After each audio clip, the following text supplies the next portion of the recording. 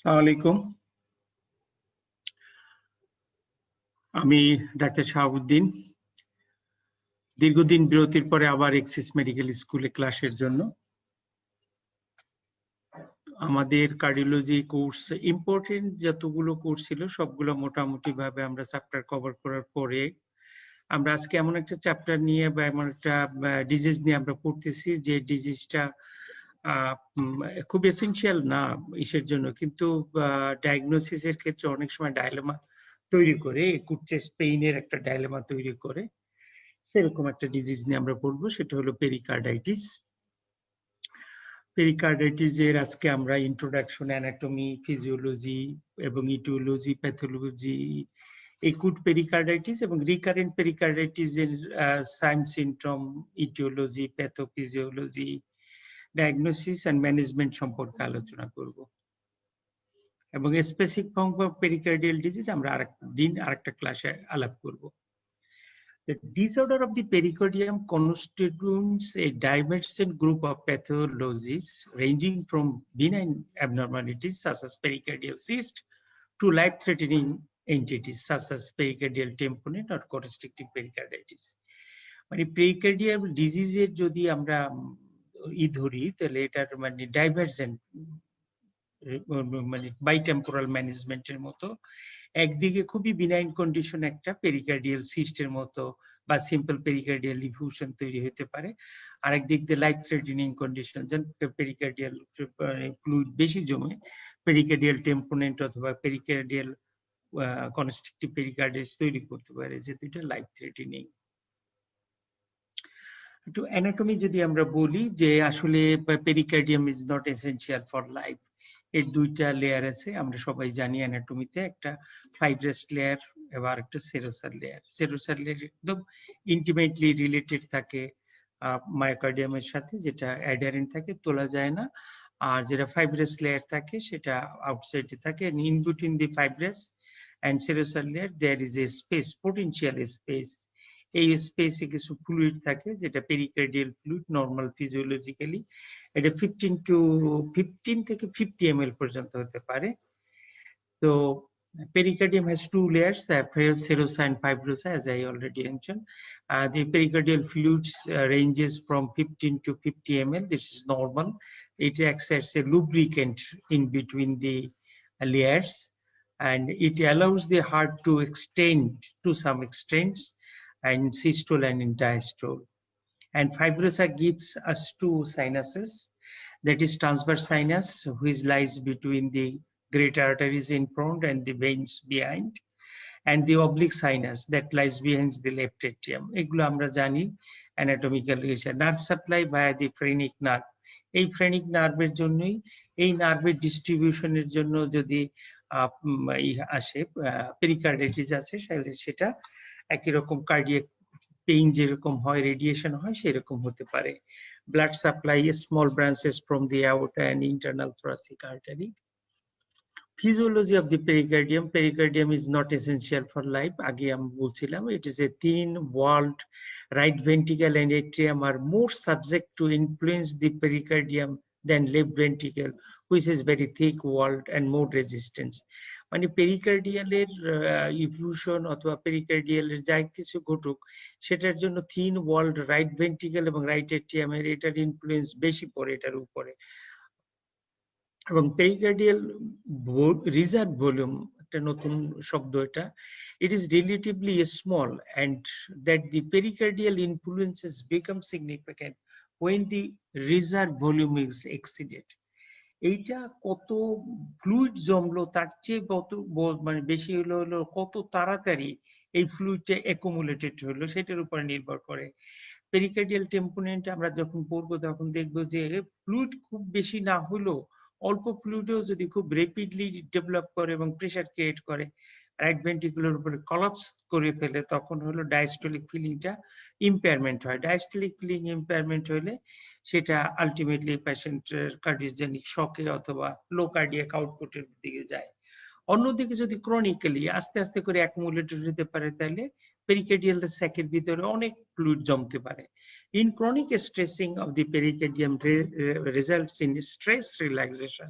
This explains why large but slowly developing effusion do not produce tamponade.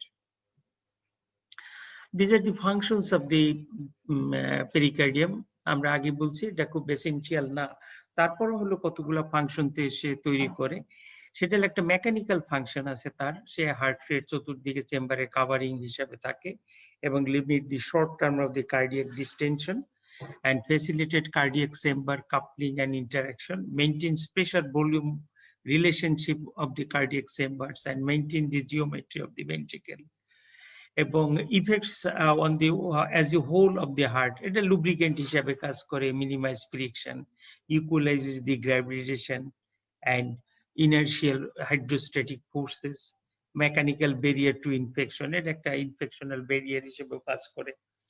এবং immunological কিছু আছে, কাজ আছে, এবং ভ্যাসোমোটর টোন, এটা ফিব্রোনোলাইটিক এবং vehicle for the drug delivery and gene therapy. অনেক ক্ষেত্রে পেরিকার্ডিয়াল ফ্লুইডে ড্রাগ দেওয়া হয়, এটা কাজে একটা ভেহিকেল হিসাবে বা ফিব্রিন হিসেবে কাজ করে, এবং এখানে যে ফ্লুইডটা থাকে সেটা অনেক সময় ফিব্রোলাইটিক হিসেবে কাজ করে। This is the functions. Main function is a mechanical function. এরপরে লুব্রিকেন্টস হিসাবে কাজ করে এটা, এবং খুব রেয়ারলি ভেহিকেল হিসাবে ইউজ হয় ড্রাগের। আজকে আমাদের মানে পেরিকার্ডাইটিস পড়ার কথা, সেক্ষেত্রে আমরা একুট পেরিকার্ডাইটিস পড়বো। একুট পেরিকার্ডাইটিস এটা inflammatory process affecting the pericardium which may coexist with myocarditis with or without pericardial effusion that can be caused by infectious and some non-infectious disease. এই যে পেরিকার্ডাইটিসের জন্য যেটা আমরা বলছি যে পেরিকার্ডাইটিসের যে ভিসারাল লেয়ার যেটা থাকে, সেরোসা যেটা থাকে, সেটা ইন্টিমেটলি অ্যাডারেন্ট থাকে মায়োকার্ডিয়ামের সাথে।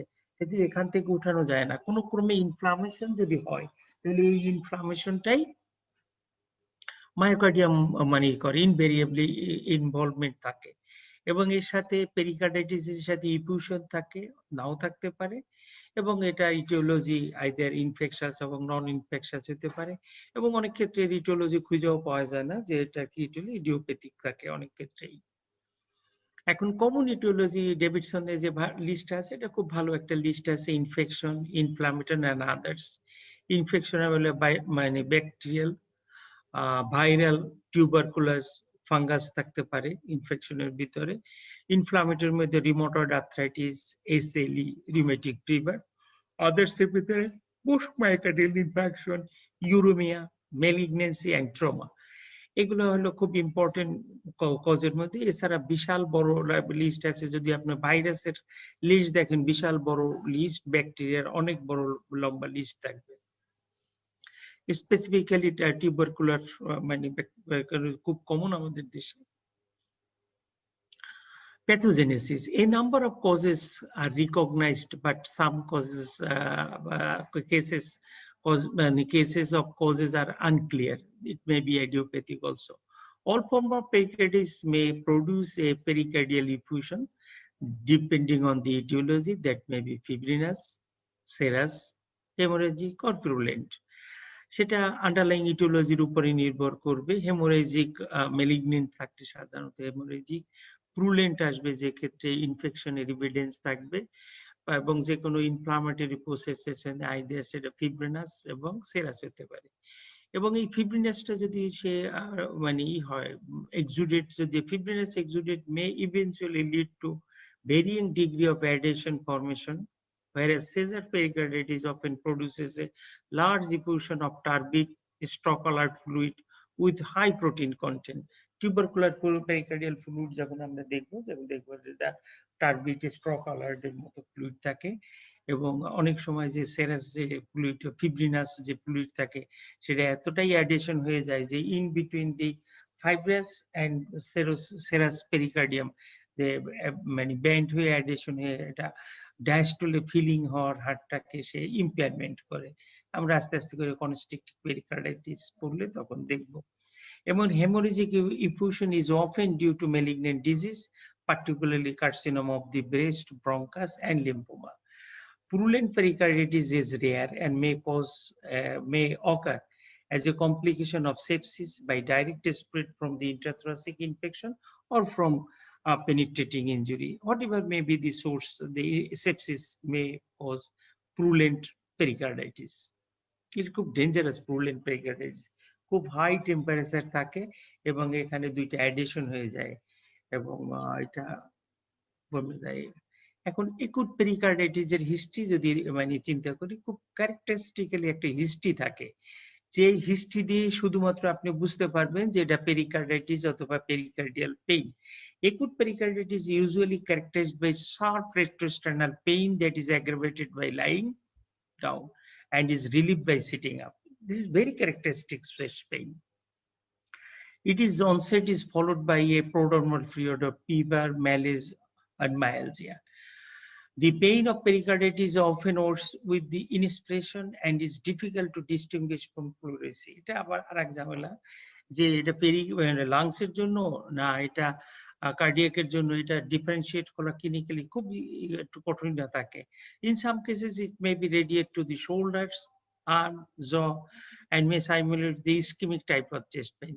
তো সেই জন্যই এটা মানে এমন সব জায়গায় যে নার্ভ ডিস্ট্রিবিউশনের জন্য, ফ্যারিং নার্ভ ডিস্ট্রিবিউশনের জন্য এর চেস্ট পেইনটা রেফার্ড হয়ে যেতে পারে, যে সমস্ত জায়গায় ঠিক কার্ডিয়াক চেস্ট পেইন গুলো রেফার্ড হতে পারে। অতএব এটা একটা ইম্পর্টেন্ট ডিফারেন্সিয়াল ডায়াগনোসিস হিসাবে আসবে due to chest pain and its character that is radiation. এরপরে যখন আমরা ইসিজি তে দেখবো, ইসিজি তে এসটি সেগমেন্ট ইলেভেশন এসে আবার এমআর মতো একটা ফিচার নিয়ে আসতে পারে। এই জন্য এই সমস্ত জিনিসগুলো খুব ভালোভাবে আমাদের ডিফারেন্সিয়েট করতে হবে from history, physical examination and by investigation. এটা যদি আমরা দেখি তাহলে আমরা হিস্ট্রিতে আমরা বলছিলাম typically acute pericarditis produce a sharp এবং retrosternal pain that radiates to the trapezius region. Pericardial pain may radiate down to the left arm, suggesting cardiac ischemia. Pain may be localized to the epigastrium and mimic acute abdomen, and pericardial pain may be aggregated by lying down and relieved by sitting up, often worsening with inspiration. Patient with acute pericarditis may complain of dyspnea and very lessly with dysphagia and hiccup.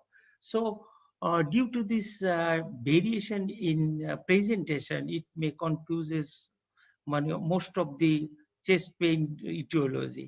যেমন এটা পেটের মধ্যে থাকলে acute অ্যাবডোমেনের মতো features নিয়ে আসবে এবং pericardial মানে শুয়ে পড়লে বাড়ে বা বসলে কমে যায়, যে এই যে মানে ক্যারেক্টার, এই ক্যারেক্টার থেকে একুট অ্যাবডোমেনের ক্যারেক্টার থেকে এই করে।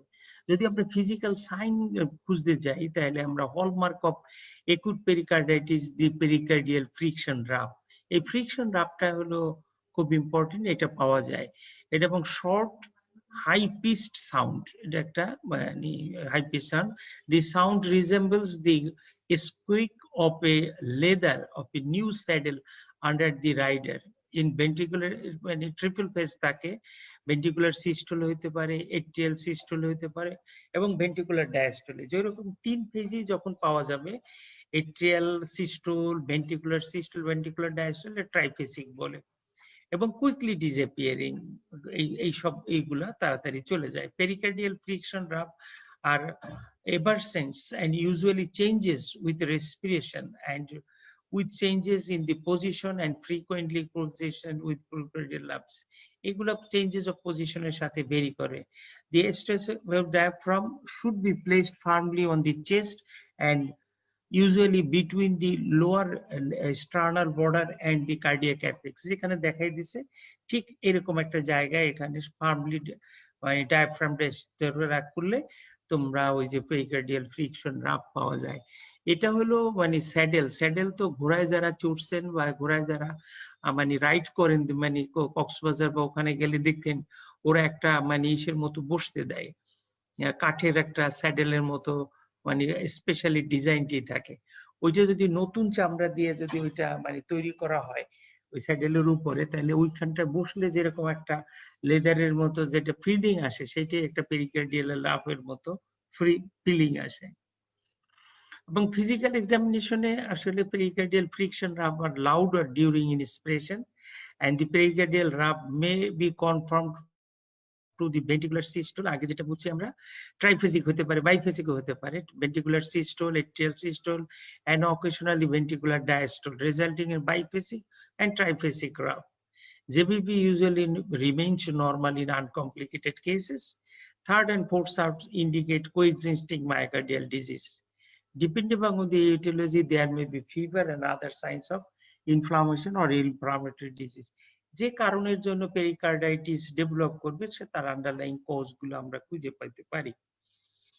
কাজেই সমস্ত রোগীর সাইন সিমটম মানে ফিজিক্যাল সাইন একরকম হবে না। এটা নর্মাল হার্ট যদি থাকে, পেরিকার্ডাইটিস হলে এরকম মানে ইনফ্লামেশন হয়ে থাকবে। তো আমরা যদি ইনভেস্টিগেশন করি তাহলে ইনভেস্টিগেশনে একটা ইসিজি হলো মাস্ট, এরপর একটা এক্স-রে, ইকোকার্ডিওগ্রাম, এই তিনটে হলেই মোটামুটি ভাবে ডায়াগনোসিস কনফার্ম হয়ে যায়। এর সাথেও ব্লাডের কিছু ইনভেস্টিগেশন যে একুট ইনফ্লামেশনের মার্কার হিসাবে দেওয়া যায়। খুব রেয়ারলি সিটি এবং এমআরআই লাগে। ইসিজিটা এই জন্য মানে স্টেজ হিসাবে বর্ণনা করছি, এটা 4টা স্টেজ আছে। First stage, second, third and fourth স্টেজে। ফার্স্ট স্টেজে এসটি সেগমেন্ট ইলেভেশন হয়, যেটা এমআই এর মতোই এসটি সেগমেন্ট ইলেভেশন, বাট এর কনকেভিটি থাকে এবং সেলডম এক্সিড 5 মিলিমিটার এবং occurs within hours and day. এবং একই সাথে একটা এসটি সেগমেন্টের পরে হলো পিয়ার সেগমেন্ট ডিপ্রেশন থাকে এবং specific indicator for acute pericarditis, খুব very specific indicator ST segment PR segment depression থাকে। সেকেন্ড স্টেজে ST segment returns to baseline and T wave appears normal and exhibits loss of amplitude. Third stage tracing show inversion of the T wave. It will acute myocardial infarction এর উল্টা। acute myocardial infarction এ ST segment elevation হবে, T inversion হবে। এখানে ST segment elevation হয়, concavity upwards থাকে, কিন্তু এই second stage ST সেগমেন্টের নিচে নেমে আসে। এরপরে ST সেগমেন্ট নরমাল হওয়ার পরে তারপরে T ইনভার্সন আসে। এটা হলো জাস্ট একটা মানে রিভার্স সিচুয়েশন। এবং ফোর্থ স্টেজে ইসিজি নরমাল আসে। খুব মানে কঠিন ভাবে যদি মনে রাখি আমরা এটাকে, তাহলে আমরা দেখব যে এসটি সেগমেন্ট ইলেভেশন আপনি যদি দেখেন একদম ওয়াইড স্প্রেডেড এসটি সেগমেন্ট ইলেভেশন, আপনার হাতে এরকম ইসিজি পড়লে মনে হবে যে একুট এমআই ইনফেরিয়র এবং অ্যান্টেরিয়র একসাথে হয়ে গেছে। আপনার আছে মানে ইন্টার্ন আপনাকে বলবে যে এরকম তো একটা এমআই পেয়ে গেছি, কারণ এসটি সেগমেন্ট ইলেভেশন দেখি সে এমআই বলে ফেলবে। এখানে 1এও আছে, 2তে আছে, 3 এভিএফ, এভিএলএ, B1 to B6 আছে, অতএব 2-3 এভিএফ আছে, এর সাথে অ্যান্টেরিয়র ওয়াল আছে, এই অ্যান্টেরিয়র ইনফেরিয়র আছে। কিন্তু একটু চিন্তা করে দেখবেন যে এমআই হলো রিজনাল হওয়ার কথা, আইদার অ্যান্টেরিয়র অথবা ইনফেরিয়র। খুব রেয়ার অকেশনে যদি D1 এর আগে এরকম ব্লক হয়, হতে পারে, সেটা রেয়ার। কিন্তু এখানে এসটি সেগমেন্টের যদি আপনি দেখেন, সিকোয়েন্সটা দেখেন, কনকেভিটি এটা আপওয়ার্ডস থাকতেছে এবং at the same time PR segment মানে এটা ডিপ্রেশন থাকতেছে। এখানে এই পিয়ার সেগমেন্ট ডিপ্রেশন, এই পিয়ার সেগমেন্ট পরের ইসিজিটা আমরা দেখাইতেছি, এবং শুধুমাত্র এভিআর পিয়ার সেগমেন্টে ইলেভেশন থাকবে এবং এই সমস্ত জায়গায় এসটি সেগমেন্ট ইলেভেশন থাকে। পরের ইসিজিটা একটু মার্ক দেওয়া আছে, যেটা আপনার রেড মার্ক আছে সেটা হলো পিয়ার সেগমেন্ট ডিপ্রেশন আছে। এইখানটা হলো দেখেন, এই এসটি সেগমেন্ট ইলেভেশন যদি হয় এটা পিয়ার সেগমেন্ট ডিপ্রেশন, এখানেও ডিপ্রেশন, এই ডিপ্রেশন গুলো আছে। শুধুমাত্র এভিআর এসটি সেগমেন্ট ইলেভেশন আছে। আর যদি মানে দেখেন ব্লু মার্কিং যেটা আছে ইলেভেশন, আর হলো এপাশে হলো ব্ল্যাক মার্কিং যেটা হলো সেগুলো এসটি সেগমেন্ট ইলেভেশন আছে। এখানে একটু যে পয়েন্ট নসিং হয়ে কনকেভিটি আপওয়ার্ডস হয়ে আছে, এটা দেখেন এই পাশে 2-3 এভিএফ আছে। তো এরকম একটা ইসিজি যদি থাকে, কনকেভিটি আপওয়ার্ডস এবং পিয়ার সেগমেন্ট ডিপ্রেশন থাকে, অলরেডি শুধু AVR ST peer segment elevated থাকে, তাহলে এটা মানে পেরিকার্ডাইটিসের ইসিজি আপনার কাছে আছে, আপনি বুঝতে হবে। এরপরে হলো ইম্পর্টেন্ট হলো এক্সরে। এক্সরেতে যদি খুব পেরিকার্ডিয়াল এফিউশন কম থাকে তাহলে নরমাল পাবেন, কিন্তু যদি মানে পেরিকার্ডিয়াল এফিউশন বেশি থাকে তাহলে এটা মানে কার্ডিওমেগালি থাকবে এবং অনেক সময় কলসের মতো আমরা মনে করি, সমস্ত হার্ট জুড়েই থাকবে, কিন্তু ক্লিন কাট বর্ডার থাকে। বা এখানটায় ভালভুলার হার্ট ডিজিজের সাথে পার্থক্য, ভালভুলার হার্ট ডিজিজে ক্লিন কাট এরকম বর্ডার থাকে না এবং প্লেথুরিক থাকে, মানে লাংস ফিল্ডিকে প্লেথোরা থাকে, কিন্তু এখানে লাং ফিল্ড অলিগেমিক থাকে, ক্লিন কাট মার্জিন থাকে।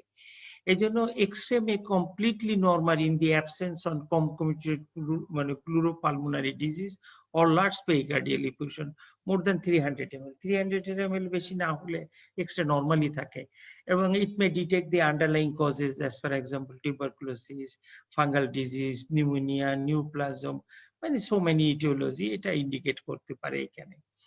আর হলো ব্লাড করব আমরা কেন, ব্লাড ডায়াগনোসিস আমাদের হেল্প করবে না, কিন্তু ইটিওলজি বোঝার জন্য আমাদের হেল্প করবে। High ESR, C reactive protein, CBC এবং ইনক্রিজ ট্রোপোনিন, এগুলো আমাদের মানে ডায়াগনোসিসে সাহায্য করবে যে এমআই হইলো কি না অথবা আন্ডারলাইং ইটিওলজি কি আছে। ইকোকার্ডিওগ্রামে ডেফিনেটলি ইকোকার্ডিওগ্রাম করলে আমরা ডিটেক্ট করতে পারবো পেরিকার্ডিয়াল ইফিউশনটা। এটা হলে যে প্লুরাল মানে পেরিকার্ডিয়ামের নিচে এখানে থাকবে, এটা পেরিকার্ডিয়াল ইফিউশন হিসাবে থাকে। এবং এটা যদি 10 মিলিমিটারের কম থাকে তাহলে এটা স্মল, 10 to 20 মডারেট এবং মোর দ্যান 20 এটা সিভিয়ার পেরিকার্ডিয়াল ইফিউশন। এবং রেয়ারলি সিটি এবং এমআরআই লাগে, খুব সহজে সিটি এবং এমআরআই লাগে না।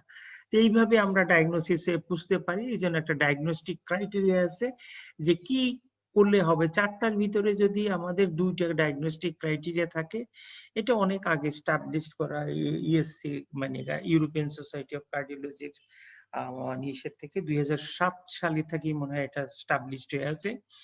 যদি যে কোনো 4টার ভিতরে 2টা দিলেই এটা হবে। যেমন pericarditic chest pain, pericardial rub, new wide spreaded ST segment elevation or PR depression on ECG, and pericardial effusion, new or worsening. এই 4টার ভিতরে 2টা থাকলেই পেরিকার্ডাইটিস ডায়াগনোসিস হয়ে যাবে। এডিশনাল সাপোর্টিং এভিডেন্স হলে elevation of the markers of inflammation, that is C-reactive protein, erythrocyte sedimentation rate, and white blood cell count. Evidence of pericardial inflammation by an imaging technique, CT MRI দিয়ে আমরা detect করতে পারি। Differential diagnosis এর ভিতরে খুব important differential diagnosis 3টা জায়গায় এসে আপনি আটকে যাবেন। একটা হলো চেস্ট পেইনের ক্যারেক্টার দেখে যেহেতু এটা রেডিয়েট করে অথবা এমআই সাথে আটকাবেন। আর একটা হলো ইয়াং পেশেন্টদের সাথে আর্লি রিপোলারাইজেশন থাকবে, সেই গ্রুপের সাথে আটকাবেন। তাহলে এই 3টা গ্রুপে আমরা ডিফারেন্সিয়েট করি যে আমরা আগে এই 3টা গ্রুপ কিভাবে ডিফারেন্সিয়েট করতে পারি। যদি আমাদের বলছিলাম যে পিয়ার সেগমেন্টটা আমাদের স্পেসিফিক মানে ফাইন্ডিং, তাই পিয়ার ডিপ্রেশন থাকবে, একুট পেরিকার্ডিটিস ইজ পসিবল, কিন্তু আর্লি রিপোলারাইজেশন এবং এসটিএমআই তে এটা সম্ভব না। এসটি সেগমেন্ট ইলেভেশন, এই ক্ষেত্রে পেরিকার্ডাইটিসে widely ST segment elevated, generalised pericardial ST segment elevated. আর এখানে হলো কনকেভ আপ থাকবে, মানে আর্লি রিপোলারাইজেশন কনকেভ আপ থাকবে, কিন্তু এসটি এলিভেটেড এমআইতে ইউজুয়ালি কনভেক্সিটি থাকবে উপরের দিকে। এবং localised ST segment ইলেভেশন, usually ST elevated either 2-3 FBFA অথবা 1 ABL beyond to B6, either anterior territory অথবা inferior territory, কিন্তু পেরিকার্ডিটিস এবং আর্লি রিপোলারাইজেশন এটা ওয়াইড স্প্রেডেড থাকবে। এবং রেসিপ্রোকাল এসটি চেঞ্জেস, এটা হলো মানে খুব ইম্পর্টেন্ট। রেসিপ্রোকাল এসটিএমআই তে অ্যান্টেরিয়র লিডে যদি এসটি এলিভেশন থাকে, ইনফেরিয়র লিডে এসটি সেগমেন্ট ডিপ্রেশন থাকবে, টি ইনভার্সন থাকবে, কিন্তু এটা পেরিকার্ডাইটিসে এবং আর্লি রিপোলারাইজেশন হবে না। টি ইনভার্সনের আমরা আগেই কথা বলছিলাম, টি ইনভার্সন থাকবে কিন্তু এটা after ST segment normalisation acute পেরিকার্ডাইটিসে। আর আর্লি রিপোলারাইজেশনে কোনো টি ওয়েভ ইনভার্সন থাকবে না। এখানে এসটিএমআই তে টি ইনভার্সন থাকবে, but it occurs before ST segment returns to normal. এবং এসটি কিউ রেশিও যদি এটা ধরি আমরা, এটা সাধারণত 25 এর বেশি থাকবে একুট পেরিকার্ডাইটিসে, এবং আর্লি রিপোলারাইজেশন এটা 25 এর নিচে থাকবে, 0.25 এর নিচে। এইটা দিয়েই আপনি মানে এসটি মানে সেগমেন্ট এবং টি ওয়েভের ইনভার্সন এবং টি ওয়েভ কতটা মানে থাকবে এটা দিয়ে ডিফারেন্সিয়েট করা যাবে পেরিকার্ডাইটিস এবং আর্লি রিপোলারাইজেশন। এবং কিউ ওয়েভ সাধারণত একুট এমআই তে কিউ ওয়েভ থাকবে, এবং আর বাকি 2টা মানে পেরিকার্ডাইটিস এবং আর্লি রিপোলারাইজেশনে কিউ ওয়েভ থাকবে না। এবং QT prolongation is again it's possible in STMI but not possible in pericarditis and early repolarization. এবং ডিফারেন্সিয়াল ডায়াগনোসিস বাকি যে কটা, এটা তো ইম্পর্টেন্ট কটা। এখানে একুট ইডিওপ্যাথিক হতে পারে, টিউবারকুলাস পুরুলেন্ট পেরিকার্ডাইটিস যদি হয়, মেলিগনেন্সি এবং পোস্ট কার্ডিওস্ট্রমিক সিনড্রোমে যদি হয়, সেখানে হিস্ট্রি খুব বেশি একটা ইম্পর্টেন্ট করবে। ইডিওপ্যাথিকের ক্ষেত্রে রেসপিরেটরি ইনফেকশনের একটা হিস্ট্রি থাকবে, টিউবারকুলোসিসের প্রাইমারি টিবি, পুরুলেন্ট পেরিকার্ডাইটিসের accompanied by original infection lesion অথবা সেপ্টিসেমিয়া থাকবে, মেলিগনেন্সি এলসওয়্যার মেলিগনেন্সি থাকবে অথবা এটা মেটাস্টেসিস থাকবে। পোস্ট কার্ডিওটমি সিনড্রোমে সাধারণত একটা অপারেশনের হিস্ট্রি থাকবে অথবা ইনজুরি হিস্ট্রি থাকবে মায়োকার্ডিয়ামে।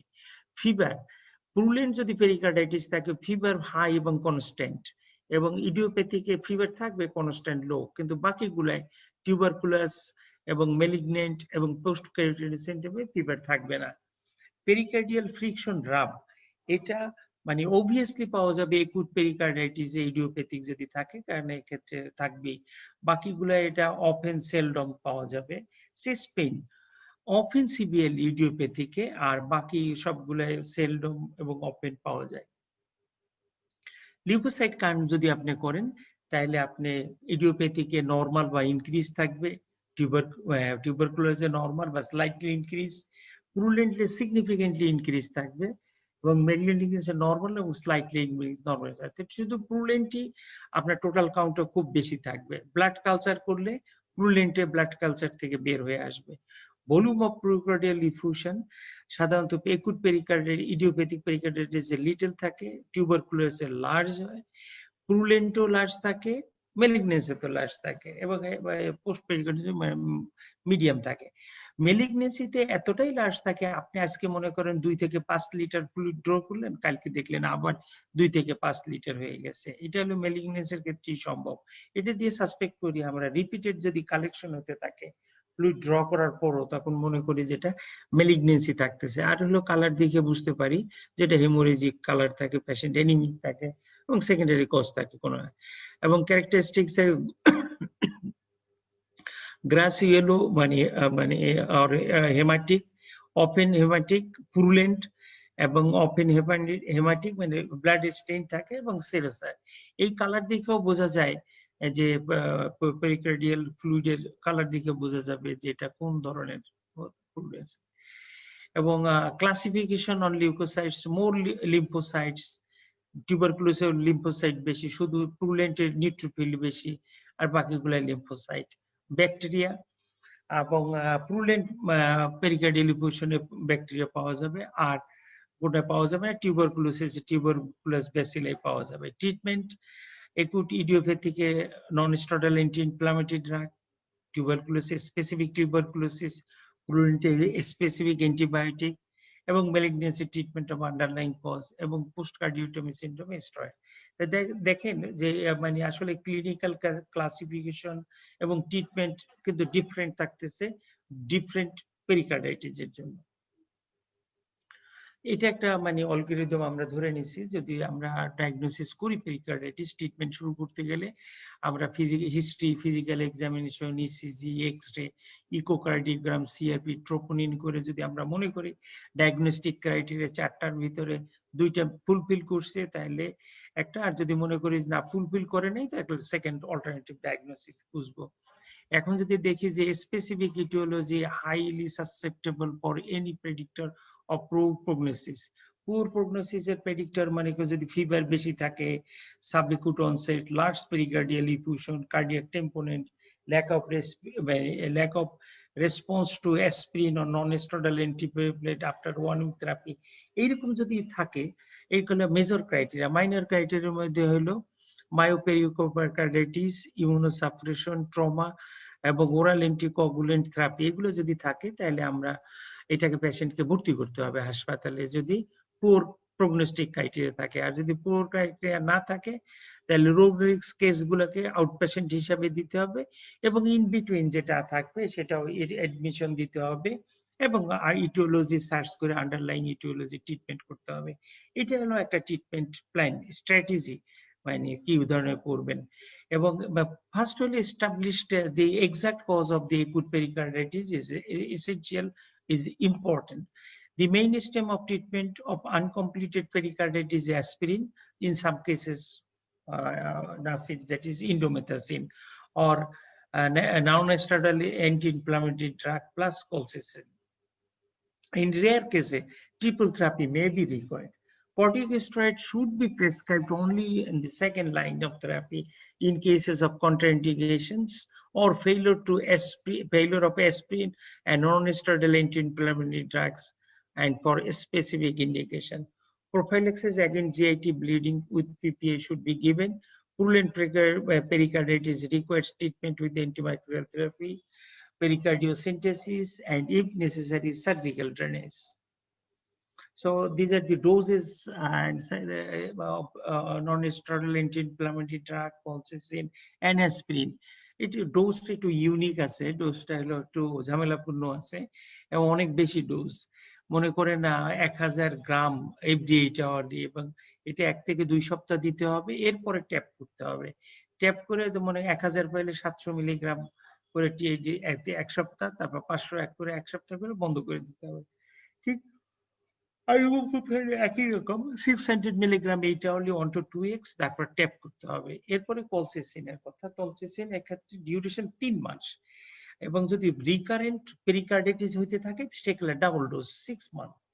এখানে 70 কেজির নিচে যদি হয় তাহলে কলসিসিন 0.5 মিলিগ্রাম ওয়ান্স ডেইলি, আর 70 কেজির বেশি হলে মানে কলসিসিন 0.5 মিলিগ্রাম টুয়াইস ডেইলি। এটা টেপারিং ম্যান্ডেটরি না, alternative 0.5 milligram every other day. যদি হয় 70 কেজির নিচে হয় তাহলে এটাকে অর্ধেক করে না কমায় একদিন খাওয়ায় পরের দিন খেতে পারেন, এবং যেটা বিডিএস সেটাকে ডোজ একটা কমাই দিতে পারেন। Prognosis, the overall prognosis is related to the etiology. Recurrence is about 20 to 50% of the cases. The constrictive pericarditis rarely occur in idiopathic and viral pericarditis. That is, it is less than 1%, and it is more common in autoimmune and neoplastic pericarditis, tuberculous and purulent pericarditis, 2 to 5%. এর চেয়ে বেশি এইগুলা হয়। এখন নতুন আরেকটা term আমরা বলবো রিকারেন্ট পেরিকার্ডিটিস। যদি রিকারেন্ট পেরিকার্ডিটিস হয় তাহলে ডেফিনেশন কিরকম হবে? এটা হলো সহজ ডেফিনেশন, যদি 3 মাসের বেশি হয় তাহলে হলো ক্রনিক, আর যদি 3 মাসের কম হয় তাহলে সেটা ইনসেসেন্ট। এটা 1 মাসের বেশি 3 মাসের কম। এখন এটা মানে 1 মাসের বেশি 3 মাসের কম এটা, আর 3 মাসের বেশি হলে। আর রিকারেন্ট কখন বলবো? Recurrence of pericarditis after a period of first episodes of acute pericarditis and a symptom period interval of 4 to 6 weeks. 1 মাস বা 1.5 মাস পর্যন্ত ভালো ছিল, 1.5 মাসের পরে আবার নতুন করে তার এরকম ব্যথা হইতেছে, সেইটাকে আমরা রিকারেন্ট পেরিকার্ডিটিস বলবো। এবং 3 মাসের পরে যদি এটা মানে থাকে, লাস্ট পরে যদি 3 মাসের বেশি, তাহলে তখন সেটাকে আমরা ক্রনিক পেরিকার্ডিটিস বলবো। এবং recurrent pericarditis is one of the most troublesome complication of pericarditis, occur in 1/3 of the cases. কম না, 33% কেসে এরকম হবে। Use of colchicine and restriction of the corticoid use in the acute pericarditis may help to reduce the recurrence rate. Most recurrence remains idiopathic. Almost recurrence are considered to be immune mediated. Etiology, pathology দুইটাই idiopathic এবং immune mediated. Treatment, medical and surgical treatment. Medical treatment এর ভিতরে aspirin অথবা অ্যাসপিরিনের non-steroidal anti inflammatory drug plus কলসিসিন এবং corticosteroid. Dose একই রকম, শুধু ডিউরেশনটা বেশি। Aspirin or non-steroidal anti-inflammatory drug plus colchicine at the time of dose is recommendation for acute pericarditis, but the colchicine is recommended for 6 months. Corticosteroid should be considered as a second-line therapy, triple therapy, that is aspirin, non-steroidal anti-inflammatory drug, and colchicine, and corticosteroid may be used together. তাহলে হয় non-steroidal anti-inflammatory অথবা aspirin, colchicine এবং steroid all together দিতে পারি। অল্টারনেটিভে cytotoxic drug use করা যাবে, অ্যাজোথিওপিরিন, especially human IV immunoglobulin and anikira, এবং যদি সমস্ত ড্রাগ ট্রিটমেন্ট ফেল করে তাহলে সার্জারি করে এটা পেরিকার্ডিওটমি করে জাস্ট স্যাকটা রিভার্স করে উল্টে দেওয়া হয়, পেরিকার্ডিওটমি, যার জন্য কোনো স্যাক থাকে না এবং কোনো কালেকশনও থাকে না। এবং ডোজ যদি আমরা চিন্তা করি ওই রকম অ্যাসপিরিনের, ibuprofen, indomethacin, colchicine, prednisolone, azathioprine, IV, immunoglobulin এবং এনিকারা এবং পেরিকার্ডিওটমি যে সমস্ত ট্রিটমেন্ট আছে সেই সমস্ত ট্রিটমেন্টের ডোজ এবং স্টার্টিং শিডিউল এখানে দেওয়া আছে। এবং ট্যাপারিং ডোজ প্রেডনিসোলোনের স্টার্টিং ডোজ হলো 0.25 থেকে 5 মিলিগ্রাম পার কেজি এবং আস্তে ট্যাপ করতে হবে। প্রেডনিসোলন যদি 50 মিলিগ্রামের উপরে থাকে তাহলে 10 milligram everyday after 1 to 2 weeks আপনি ট্যাপ করতে পারবেন।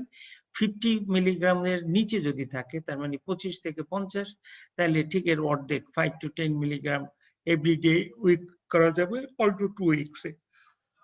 এবং 15 থেকে 25 মিলিগ্রাম যদি থাকে তাহলে 2.5 মিলিগ্রাম করে ট্যাপ করবেন এবং লেস দেন 15 মিলিগ্রাম থাকলে 1.25 মিলিগ্রাম করে ট্যাপ করতে হবে ওভার 2 to 6 উইকস। এটা ট্যাপিং মানে আইদার প্রেডনিসোলন অথবা মানে ইসের ডোজের। তো যদি আমরা সামারি করি একুট এন্ড রিকারেন্ট পেরিকার্ডাইটিস এর যদি আমরা সামারি করি, a triage is recommended to identify the high risk patient who should be admitted to the hospital and low risk should be managed at outpatient department. তাহলে এটা ট্রায়াস করতে হবে যে সব রোগীরই হাসপাতালে ভর্তির দরকার নাই, যারা লো রিস্ক পেশেন্ট আছে তাদেরকে আউটপেশেন্ট হিসেবে ট্রিট করা যায়, আবার যাদের লাইফ থ্রেটেনিং কন্ডিশন আছে সেই ক্ষেত্রে হাসপাতালে ভর্তি করতে হবে। যেমন পেরিকার্ডিয়াল ইফিউশন খুব বেশি মেডিকেল রেসপন্স করতেছে না, তাদের ভর্তি রাখতে হবে। Colchicine is now a first line of drug to be used as an adjunct to aspirin or non-steroidal anti-inflammatory drug or corticosteroid to treat and to prevent pericarditis either in acute or recurrent pericarditis.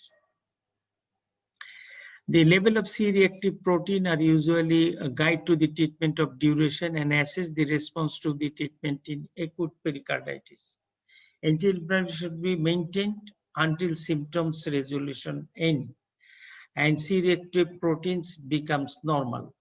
Corticosteroid should not be prescribed as the first choice in patient with acute pericarditis since it may favor chronization. এটা chronic স্টেজে যদি আপনি steroid প্রথম দিকে দিয়ে দেন তাহলে chronic স্টেজের দিকে চলে যেতে পারে। তো আজকে আমরা এখানেই পেরিকার্ডাইটিস এখানে শেষ করতে চাই। নেক্সট ক্লাসে তোমাদের যদি অন্য কিছু থাকে যেমন পেরিকার্ডিয়াল ইফিউশন, কনস্ট্রিকটিভ পেরিকার্ডাইটিস অথবা পেরিকার্ডিয়াল টেম্পোনেন্ট এগুলো থাকলে এগুলা পড়তে চাইলে আমরা এগুলা কন্টিনিউ করব আগামী শুক্রবার। সবাই ভালো থাকেন, আল্লাহ হাফেজ।